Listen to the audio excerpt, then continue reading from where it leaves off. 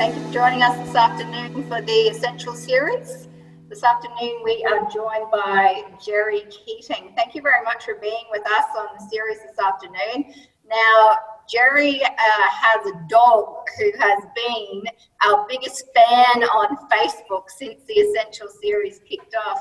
We're really pleased to be joined by those of you who are on Facebook and are tuning in live to the Essential Series.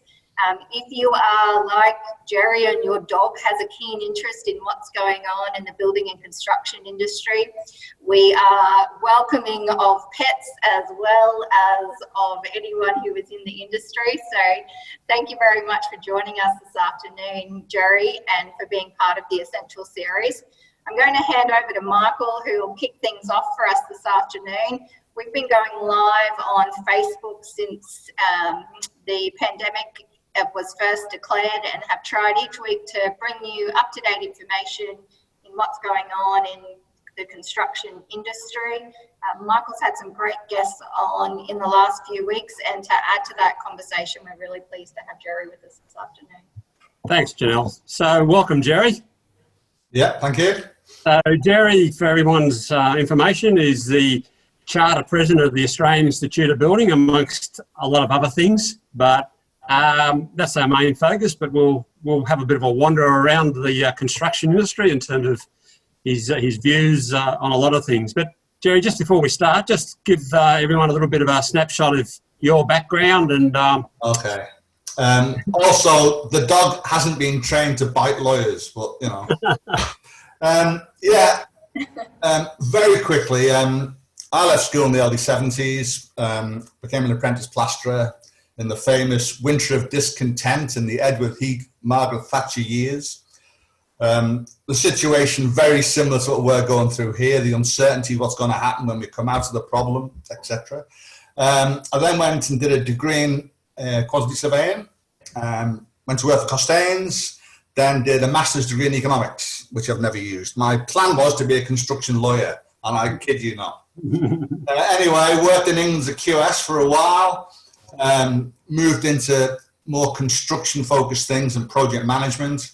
89 came to Australia, started as a project manager, got into high-rises, then started working overseas, ended up as construction director, went back to the UK, was the general manager for a company building the new Aston Martin plant, came back to Australia, went to Qatar, came back to Australia, went to India, all those places. But in a nutshell, my career has been half getting things built and the other half getting paid for what we do.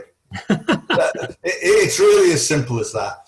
And the issues we have now, we had 25 years ago, 30 years ago. The only difference is that I see staff that I work with and people in the industry who've actually not been through a recession.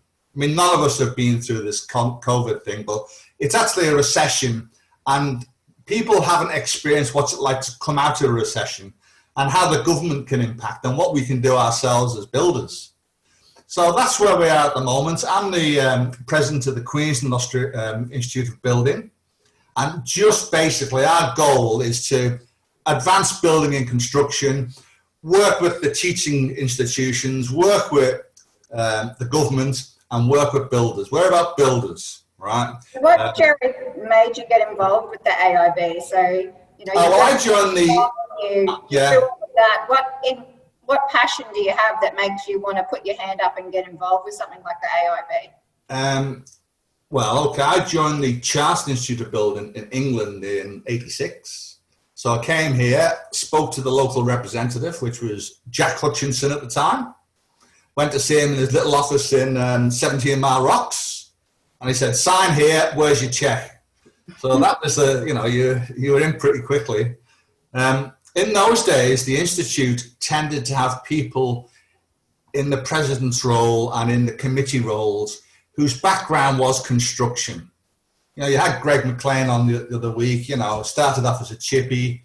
We were talking to the elected member for Fisher last week, another chippy.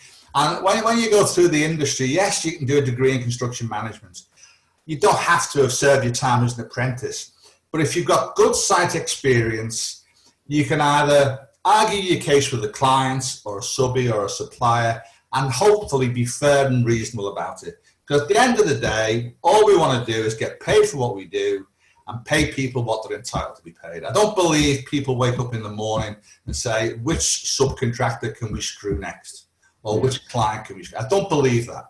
There are people like that, but they're not in my address book anyway. So, do you think those people skills that you have, Gerry, and the empathy that you can feel for all sides of the fence help you to be that kind of mediator, or one that brings everyone together and tries to come up with the way forward, rather than, you know, always at 50 paces? No, well, I've changed over the years, and society has changed over the years. Again, I can go back to my early days. We didn't have toilets on site. We had a hole in the ground. We didn't have any facilities. Safety wasn't heard of. But at the same time, we employed most of our own trades. We didn't subcontract the whole thing out. So there were different ways of doing it. I used to be a lot more hot-headed. I always thought that if you wanted to be a project manager to deliver things, you've basically got to be a narcissistic sociopath. I thought that was the road you had to take. Now, you know, in latter years, I haven't performed those sort of roles where I've got to deliver a high rise for X dollars on a certain date. And those people who do that continually, I take my hat off to them, because it's hard. And it's even harder in the society we work in, especially with sort of political correctness, and also with the panoply of red tape builders have from governments.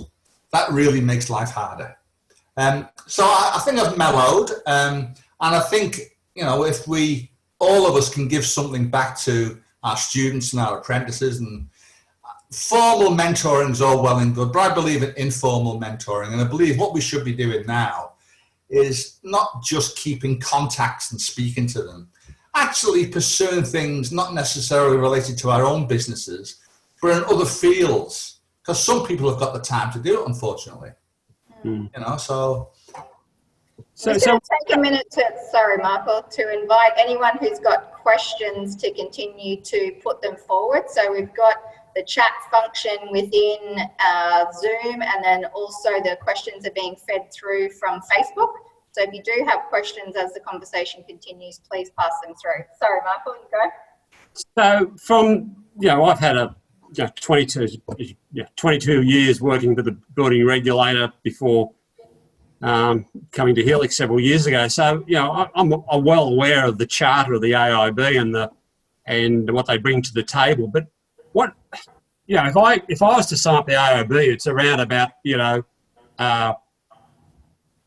trying to get people, give people a safe place to become excellent. You know what I mean? To try to step up from being just, you know, they come out of university with a certain qualification, but, you know, that may or may not be good enough. So how can you that's a good question, because one of the complaints that employers have is that, we hire these students, we used to call them cadets, and they know nothing. They've got a degree, but, you know, we can just have them photocopying, you know. The reality of it is, what the Institute does, it accredits the courses at universities. So what you have is people who've come from a practical and then a managerial background, who've been in the industry quite a long time, are actually involved with academia to try and produce the students that industry wants.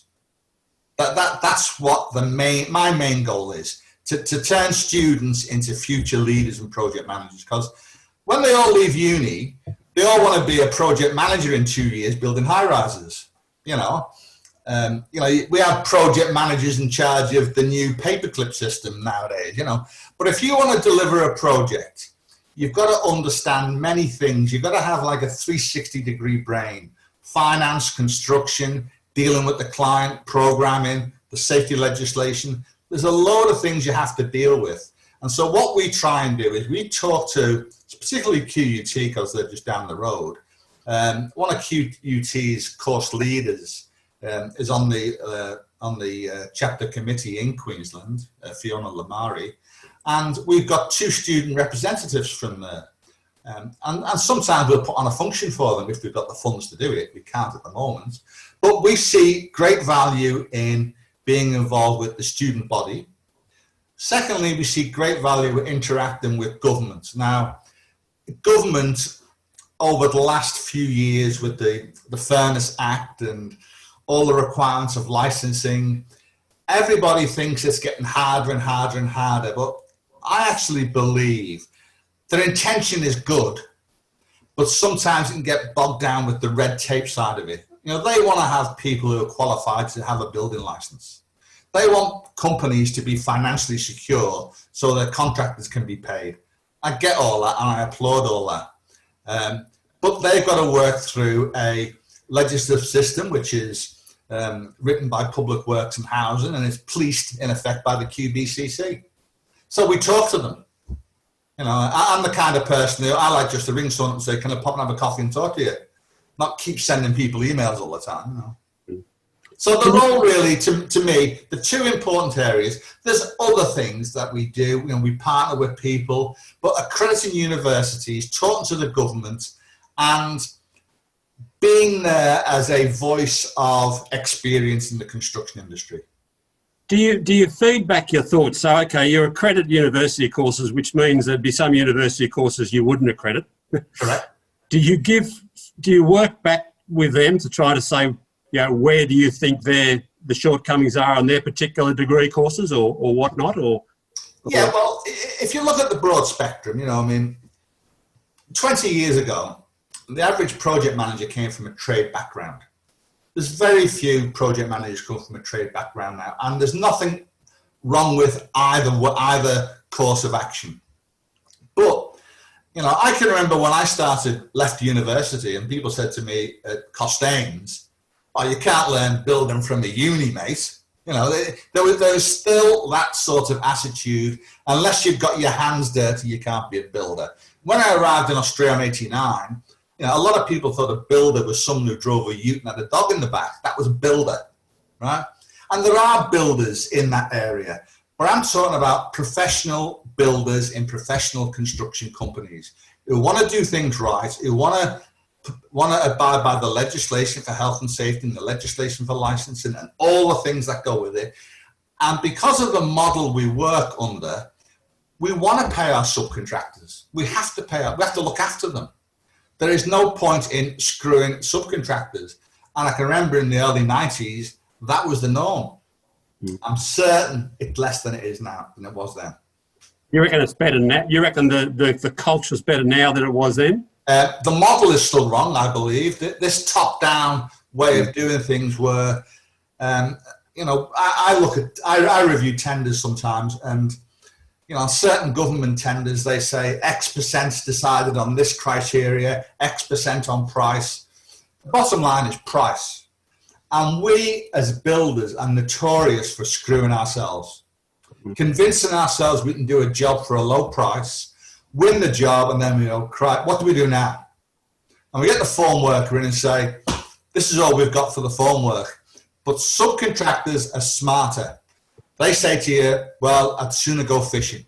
I don't need to lose money. And again, I applaud them. So we've got a lot of responsibility as construction people, not just to keep driving our prices down. Especially when a lot of those construction organizations are overseas owned.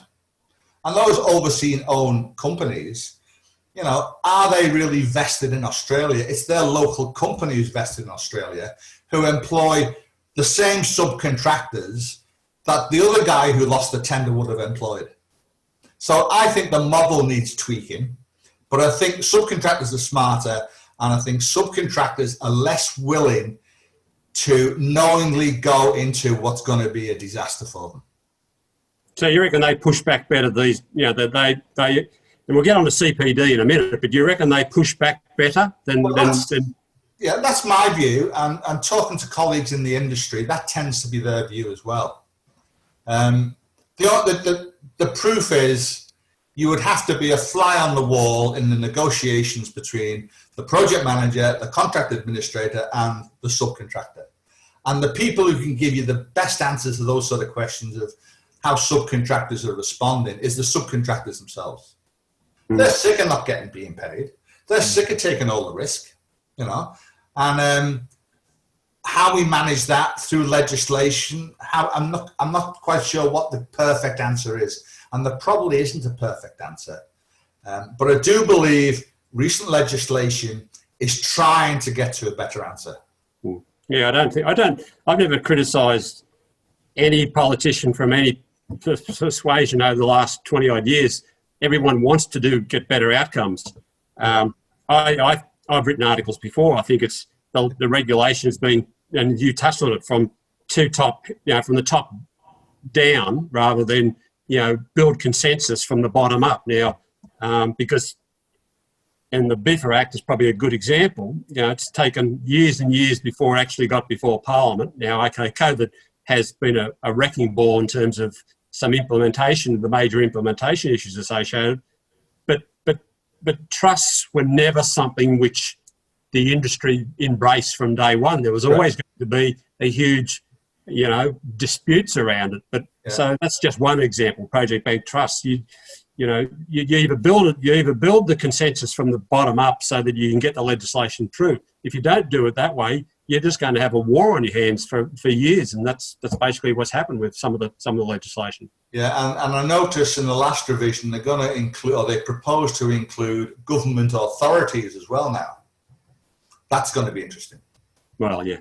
So, CPD, just very quickly. Yeah. So when we went around there, and I think probably the elephant in the room is continuous professional development in terms of, certainly from a licensing perspective, no one's grabbed that little bull by its horns, so to speak, over a number of periods of years. Now, I know the Institute would embrace continuous professional development because that's really what it's all about, but surely that's the missing link in terms of gearing up everybody in the industry to be better advocates for themselves, so that you need less government regulation, if I'm making sense.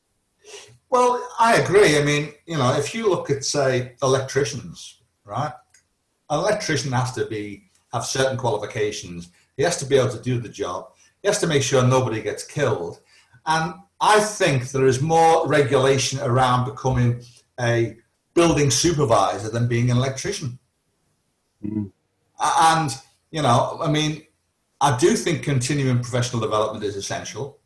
And the problem with it is it's got to be the right sort of, experience. If one of our members goes to a breakfast, I think they get 2 points.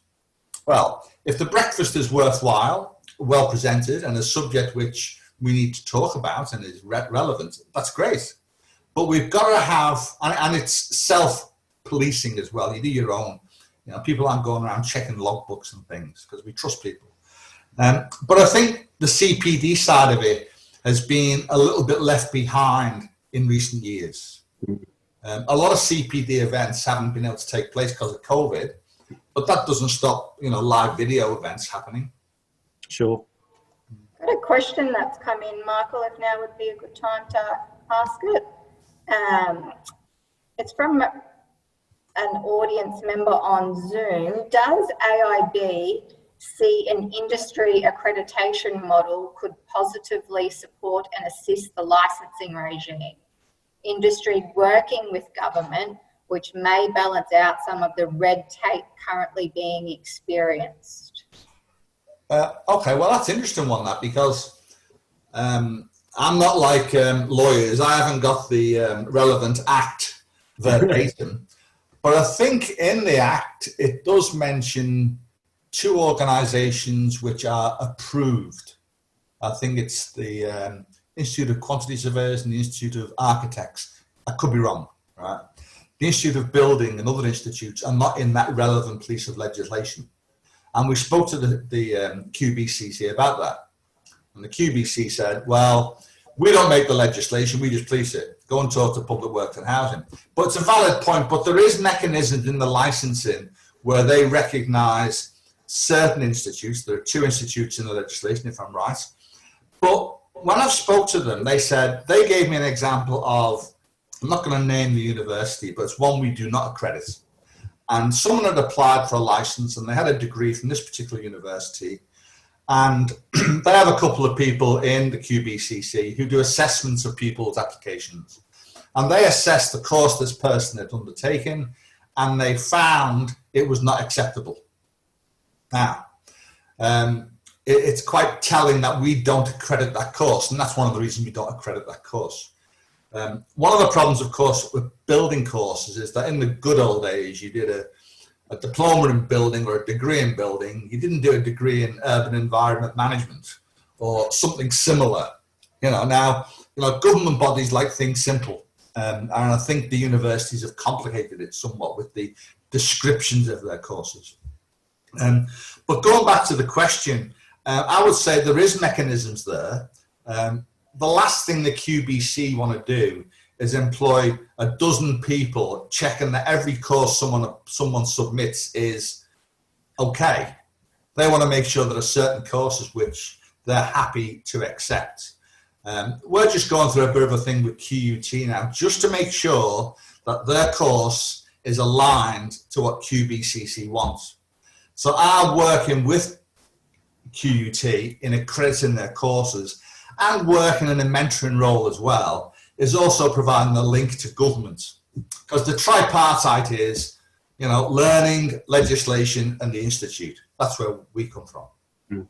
It makes sense that there's got to be a strong alignment between whatever the people are learning, either through university or whatever their outcomes are.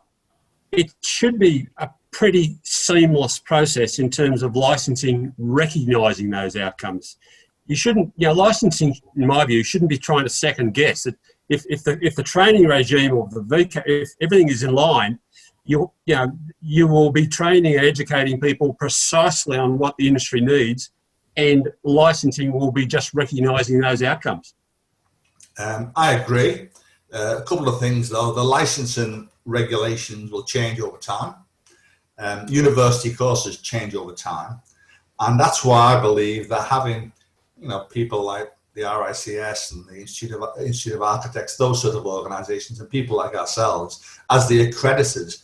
But what we don't want to do is we don't want to become the auditors or have auditable sort of systems, because we're not geared up to do that.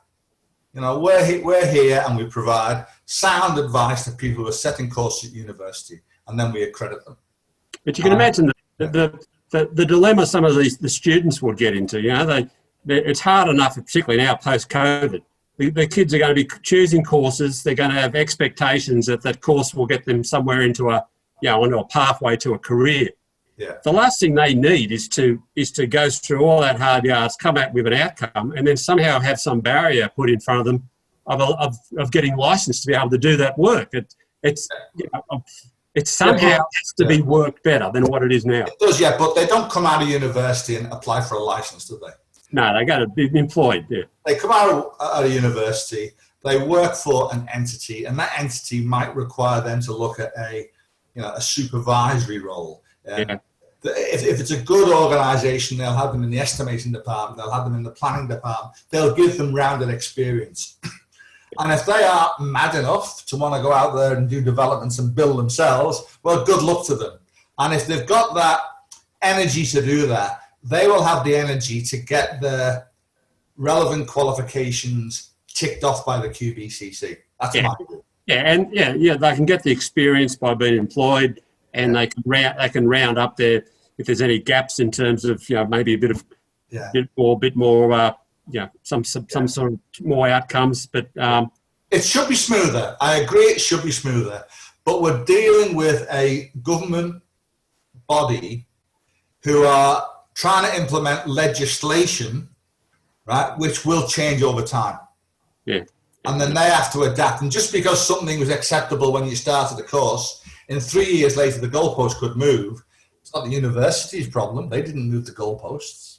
So, No, but this is why I come back to continuing professional development being so important. The barriers will change for entry, but if you haven't got continuous professional development, you're going to have somebody, and I'm not saying it's bad, because a lot of the builders would be ones that are probably listening now, and we know well, but they would have got their qualifications 30 years ago. And if they haven't been required as a member of AIB, they've got to do upskilling. But from a licensing point of view, there's been no requirement that they've got to do CPD since licensing came in 92. Yeah, but every successful person in the industry, whether a project manager, an owner, lawyer, they've all been burnt in the past in Yeah. some way. And being burnt in the past, whether it's financially, emotionally, wherever it might be, teaches you lessons for the future. And that's where you get your real experience. Mm. And if you ever sit down with people at director level in large construction organizations, the wealth of knowledge there and the questions you get asked, which you never dreamt you would be asked, right? And one question can determine if you really know what you're talking about. Yeah. Well, I've had that experience before, going into meetings with the owner of the business and preparing and thinking I know the questions I'm going to be asked, and then being asked a whole raft of things off the bat that were nothing to do with any of the preparation that had been made, and being able to bat those questions is what I think gets you the next job and shows how invested you are in the project. I think the same can be said what you were saying for project managers. So I'm a litigator, so once a project turns into a dispute, I spend a lot of time with the project manager on that project.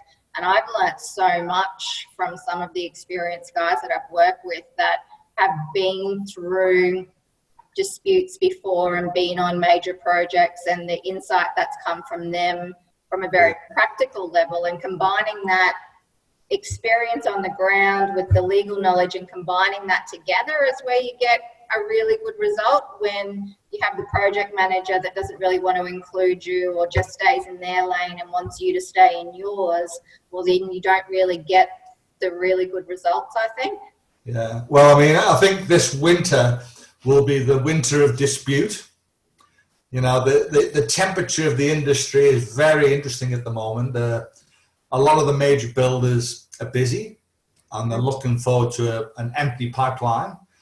But when that busyness comes to an end, there will be substantial disputes regarding delays. And I was reading a piece by Scott Hutchinson, the Australian, the other day on that vein, you know, where you've got everybody's trying to keep going, and then in the drawer is the contract, and the contract says, no, that's not a compensable claim, you know. I've got it. We have somebody was asking me at work about was the pandemic a cause for extensions of time and delay costs? And I said, well, if you look, the word pandemic doesn't appear in any legislation. I said, and if you talk about acts of God, I gave him a tale about when I was in Qatar and we were employing a French company, and the French company had this big claim about a major sandstorm, and they called it an act of God.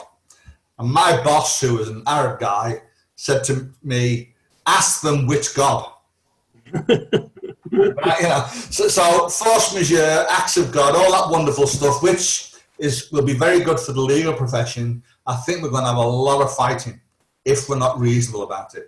I think there's some projects where they've all taken a deep breath and everybody's holding their breath and thinking it's going to be over soon. You know, you take a big dive down into the pool and see how long you can hold your breath when you're a kid. And everyone's down there holding their breath thinking it's going to be over soon. And I don't think it is going to be over soon. And I don't think the projects can hold their breath for that long.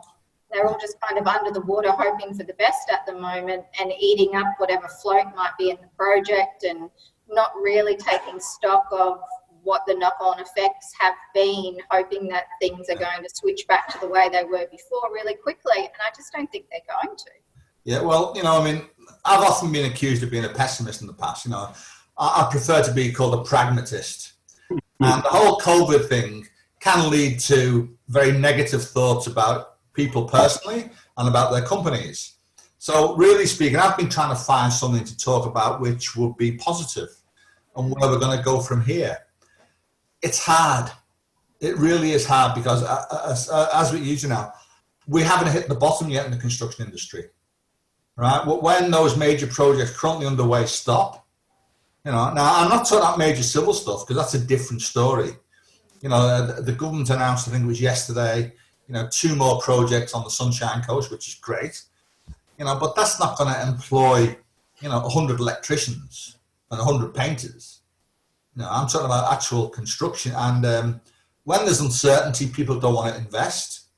People don't want to develop. People don't want to get mortgages or extend their mortgages. So I think we're in for quite a rough ride. And I think the way clients and builders sort out their differences at the end of these projects is absolutely critical. Because the time spent involved in a major claim, I was looking at one yesterday, I won't mention any names, but it's in Western Australia for $450 million. And I said to someone who knew about that, I asked him about it, and he said, "You've seen nothing yet, Gerry.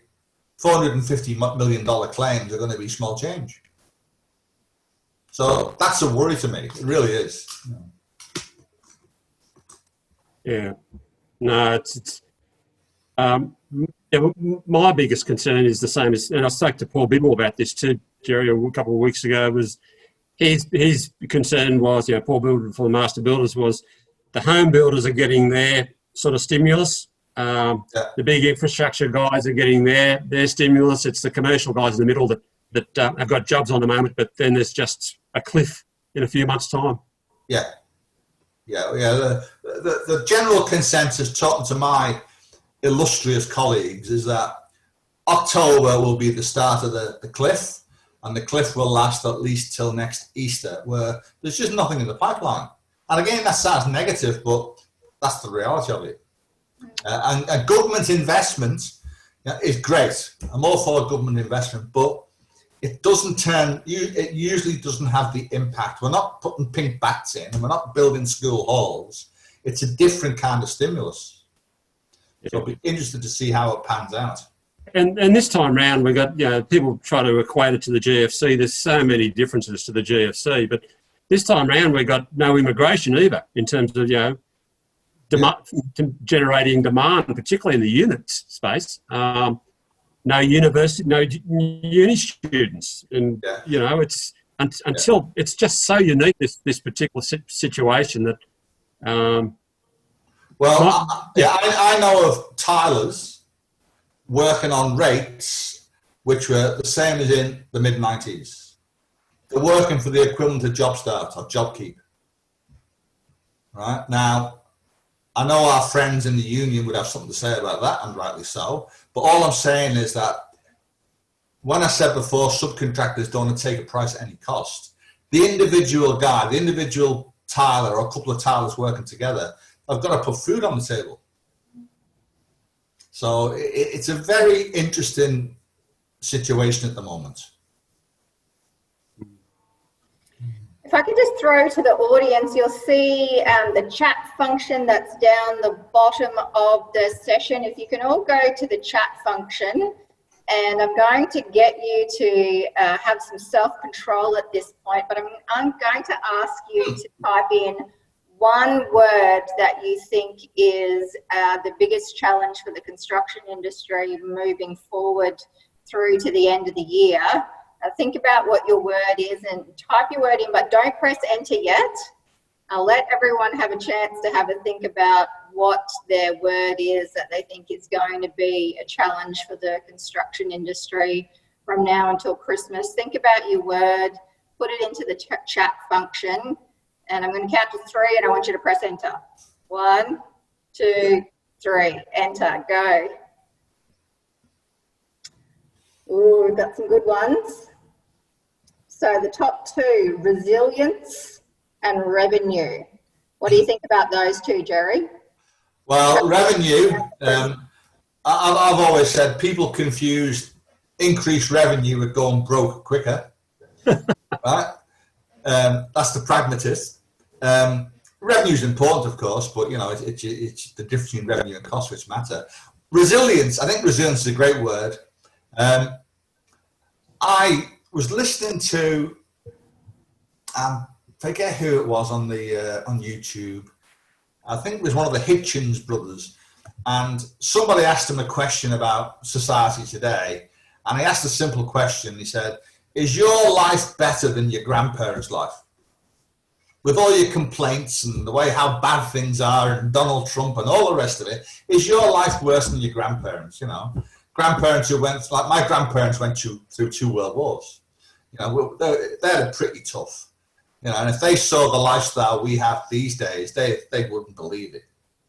Like, we own a fridge. We actually own our own fridge. I mean, this was unheard of, And so resilience is good. And I think the human psyche is resilient. I think also we've got to be cognizant that going through difficult times like this, people losing jobs, businesses closing, it's not just the dollar impact, it's the impact on people psychologically. And, you know, it's very hard to let go of good staff. It really is. And once they're gone, getting them back again is going to be hard, if you can get them back. But we've got to be aware that the human psyche is resilient, but up to a point. And people are very good.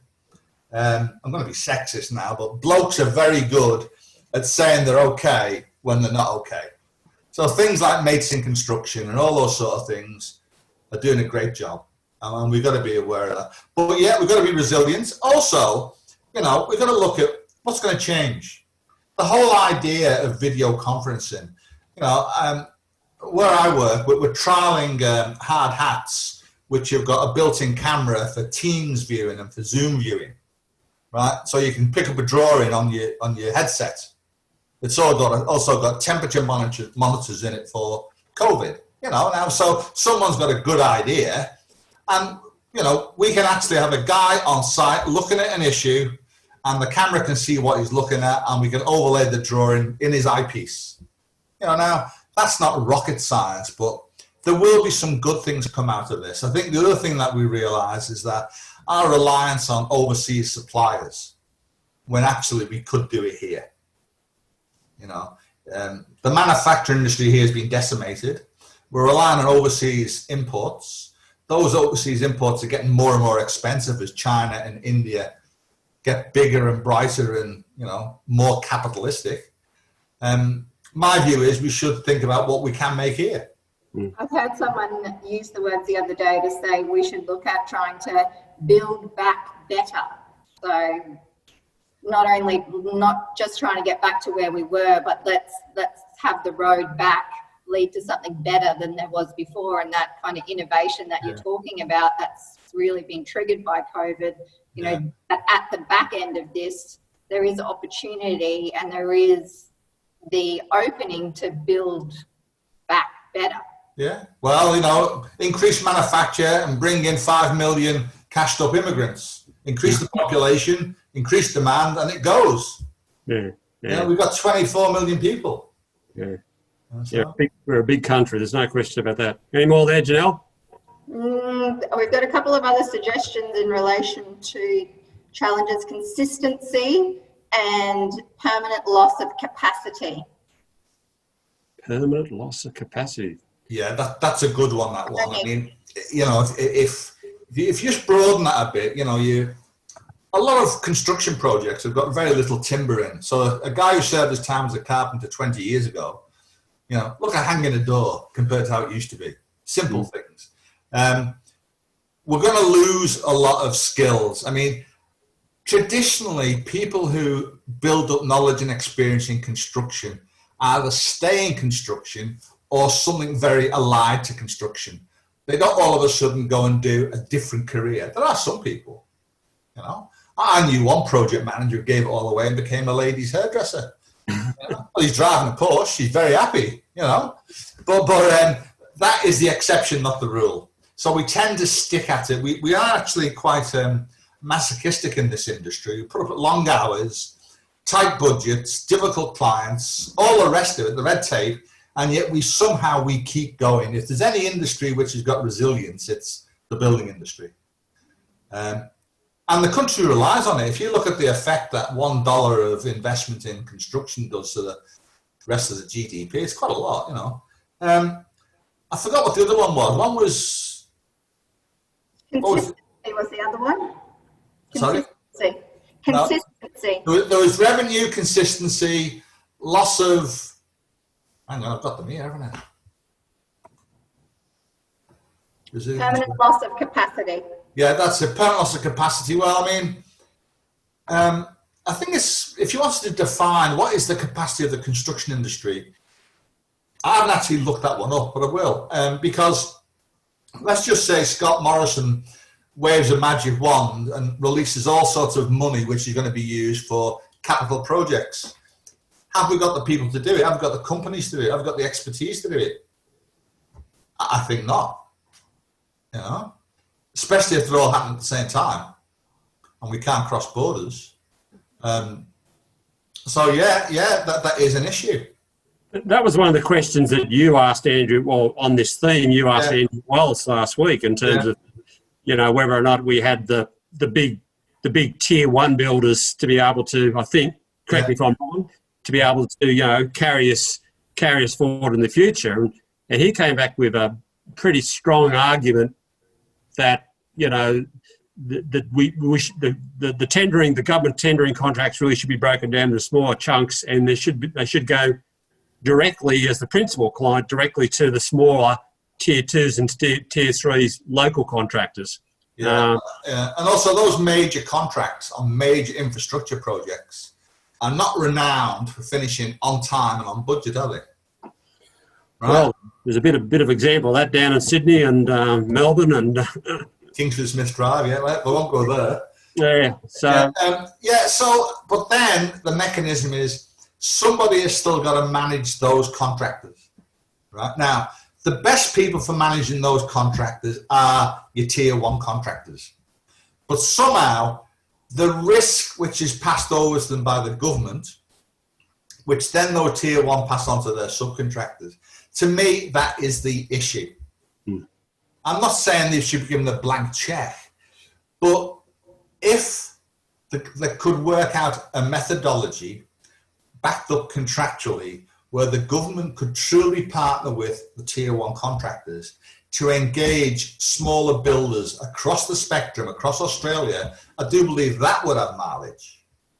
Rather than we sign a contract with some mob from Madrid, they give it to their local guys here in Australia, they sub it out to the lowest price, and we're back to where we started. Yeah, it's the point that Andrew made about governments trying to manage risk down to almost nothing, and as a result of that, you know, there's a fair premium paid. Actually, and that was also his argument. The taxpayers are probably paying more for it because of the fact that, well, if you could just cut out that first tier, that overseas tier, you're probably going to get some cost benefits from it from a taxpayer's point of view. Yeah. It's interesting.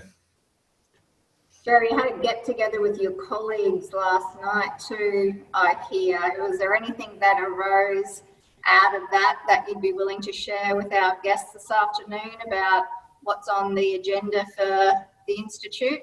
Without getting banned from Facebook. No, we had our annual general meeting last night at Tattersalls. A lot of discussion about whether we should keep going to Tattersalls as a group of persons who think it's an old boys club, blah, blah, blah. We won't go there. But we have our annual meeting followed by elections of presidents and other posts in the chapter. And talking to the guys there, and if you get any group of builders together, they'll talk about, like they were talking about the class of 74 and the class of 76, and because these guys went to uni together. Because Brisbane's a small place, you know. And you could say, if you're a fly on the wall, oh, there they are again. Just like the two old guys in the Muppets up in the balcony, moaning and complaining, they should do this, they should do that. But the reality of it is that we all know that the model we have of where the number one contractor pulls all the strings and the government impose all the red tape and the insurance bonds and guarantees that the smaller guys just can't do. Right? We know that's the problem. We also know there's a skill problem with apprenticeships, and also we've got to make sure that what comes out of university is the right, well, I don't like to say commodity, but it is the commodity that the building companies consume in the students. We have a good yarn, and we enjoy it, and it's interesting because we do see some younger people there now, and once we can have breakfast again, we'll be really into the universities to get some of their students there. We want them there. We want them to pass the baton on to those guys. So it's always interesting, and the views always differ. You know, it's good being the president because you're the chairman and you can say, okay, we'll move on. But then the real meeting happens afterwards in the bar, of course. You know? Of course. Yeah. But the feeling was one of, And it's almost stoicism with people who get to the 50s and 60s in the construction industry. They have seen it before. They have been through recessions. They have seen things done differently, and maybe in other countries, other parts of Australia. And I believe that sort of level of experience is absolutely wonderful for the students, and also to get across to the QBCC and to the learning institutes what's required in your courses. You know, it's all very well to get some educational experts in to say, right, this is what industry wants, we've done this survey. You talk to a hard-bitten project manager of what he wants in a graduate, and he'll tell you, right? And I'm a great believer in that. I'm still a believer of the most important person on site is the guy with the hammer in his hand, you know, so. He's the one that can do the most damage too. Yeah. But without the hammer, we haven't got anything, you know. Yeah. One of the other suggestions we have received is innovation, Gerry. Is there something that you've seen over the course of your career that has been an innovation in the construction industry that you think has made a huge difference to the way the industry does business over your career?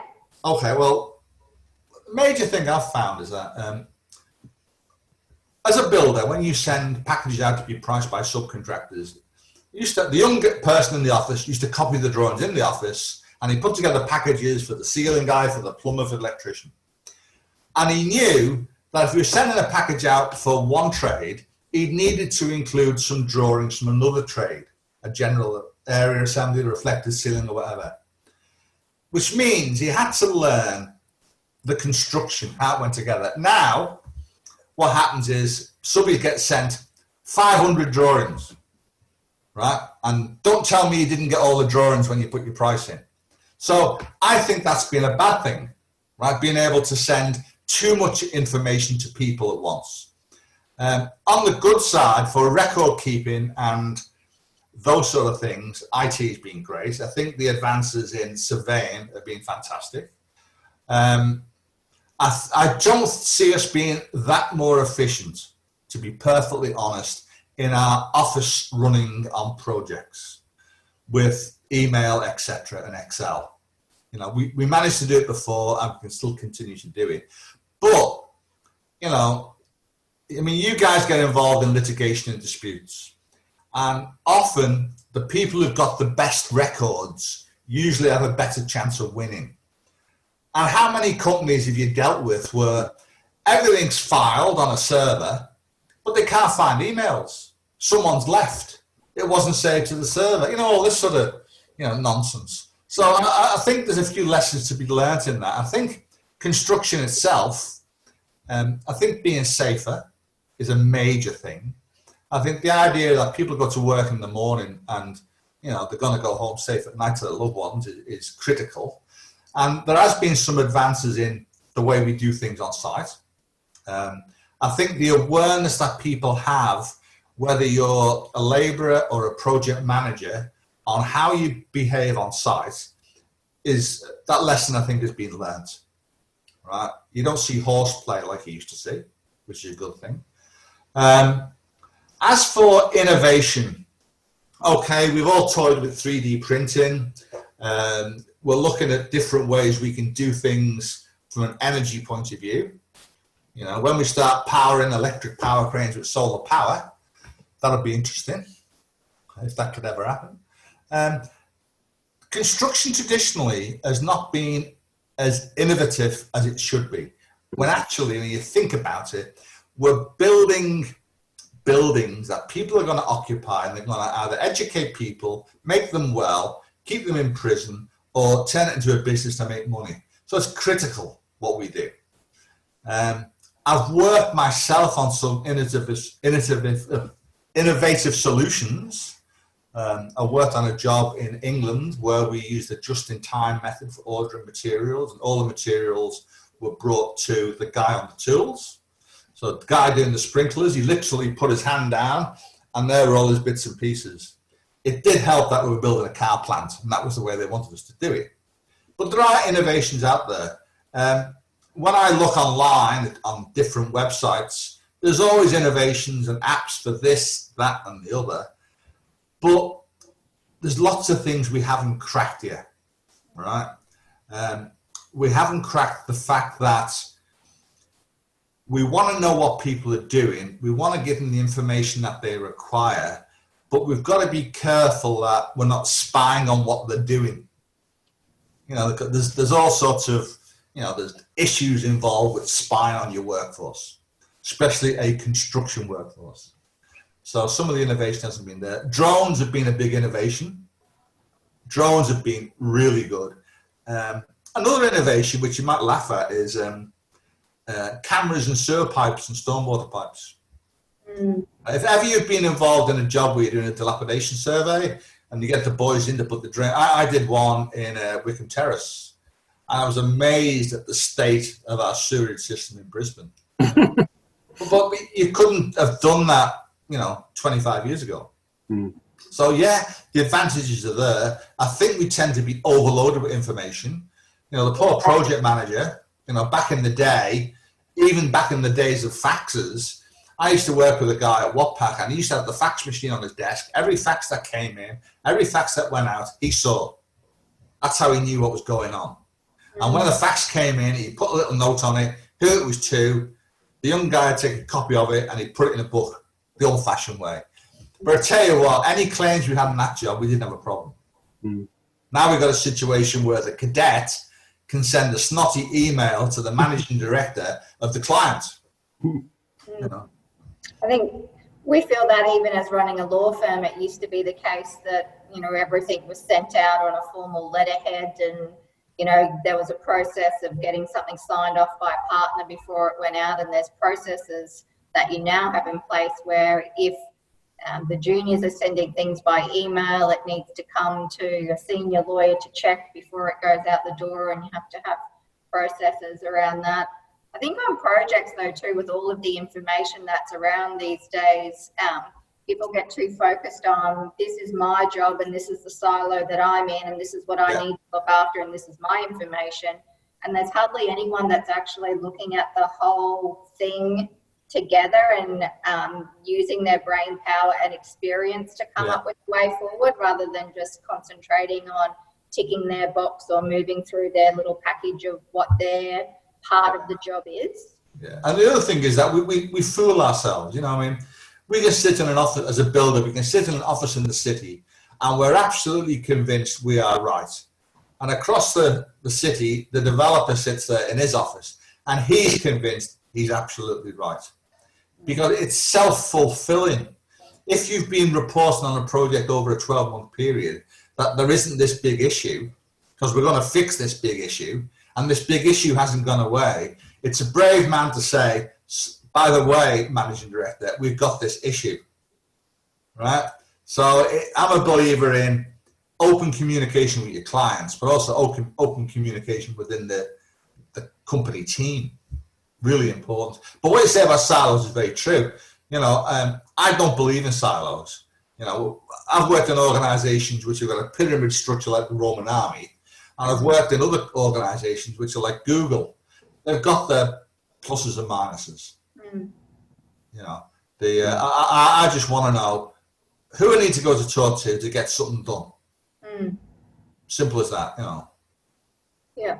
I think you need a little bit of column A and column B these times. You still need to control risk and you need to have processes and procedures. Like in a law firm, I need to have that. But then also there is a tremendous value that comes for clients from collaboration. So we have people like myself and Michael. Michael's not a lawyer, but he spent 22 years in the regulator. So if someone's got an MFR issue, yes, I can go and run it before the tribunal and make the legal arguments. But Michael's got the brain that knows, because he sat in the seat of the regulator, about, well, is there another way to skin a cat? And what haven't we done? And what do we need to do in order to get this resolved without having to go to court or without having to go to the tribunal?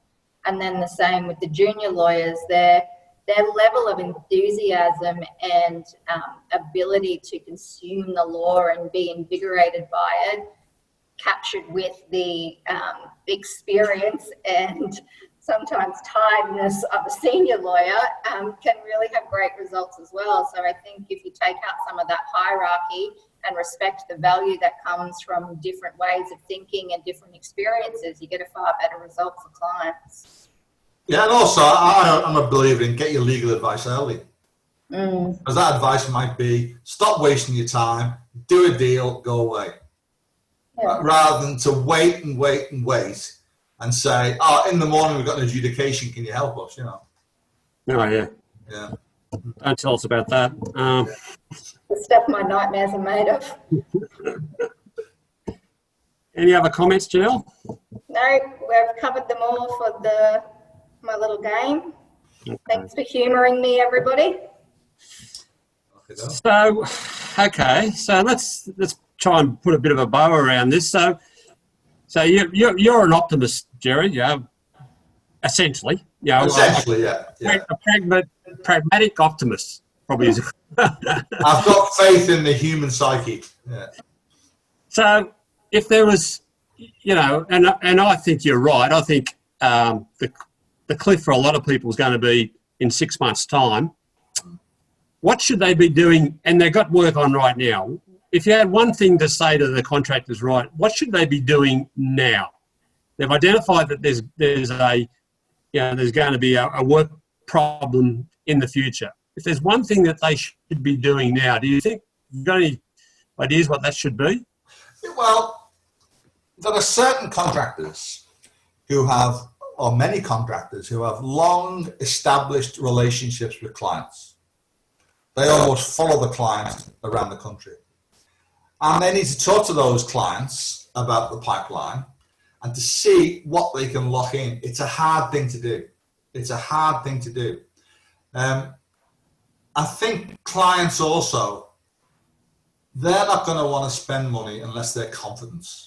So the confidence has to come, and I think it's got to come from the government, the ultimate confidence. My feeling, and I'm not being political here, but I think the current government, considering what we've been going through, hasn't done too bad a job. And the way they have managed to, and there's praise here for the union movement, actually, and it's unusual for me, but the way they have worked with the unions to have a united front in this crisis is quite unusual. And if that can continue, and if the opposition cannot be too political while we try and undo this mess, we've got some sort of a hope. And if you think about it, there's been very few points being scored from Labour to Liberal. I haven't heard much from any of the unions at all. That doesn't mean they're not there. It means that they understand the situation. There are some large project boys are still working. You know, my son's a phone worker and he's still working. Not because he's my son, but he just happens to be my son. You know, and they've got lots of work, but they've not got lots of work coming up. So my only advice would be to continue with the relationships. Any construction company that for the last 10 years has lived on cash flow with no assets is going to have a problem. We know that anyway, right? Companies with assets they can fall back upon, they might need to diverse into some other area of construction for the time being. I don't know. But there's other things around the corner.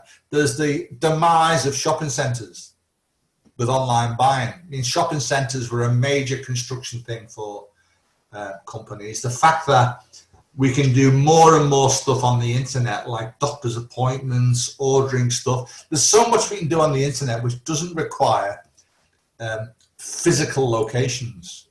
If you want to buy a car now, you might go to a showroom to have a look at what they look like, but everybody I know buys them online. That's how you do it. So you don't need the bricks and mortar of a showroom. So you don't need a builder to build it. So, you know, adapting to the new world. I actually think the optimistic side of the pandemic is it's forcing us to look at how we do work in the real computer age. Not the computer age that started in the 80s. You know, Couldn't agree more. Yeah, in the interconnected world of the internet. Yeah, couldn't agree more.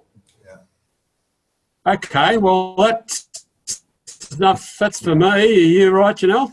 Yeah, I think we're going to have to wrap things up. We're out of time. My connection's terrible. I don't know if you guys can hear me. No, we've got you. So thanks very much for joining us, Gerry. You're welcome. Really great chat. Thanks for coming along and sharing your wisdom. Very much appreciated, and thanks for being a supporter of the series. We love the questions that you've been chiming in over the period as well. So thanks very much for your support with it, and thanks for being a guest, and we look forward to working with you in the future. And as they say in Dad's Army, don't panic. Thanks, mate. Catch you around. Okay, thank you. Bye-bye now. Bye-bye all. Thank you.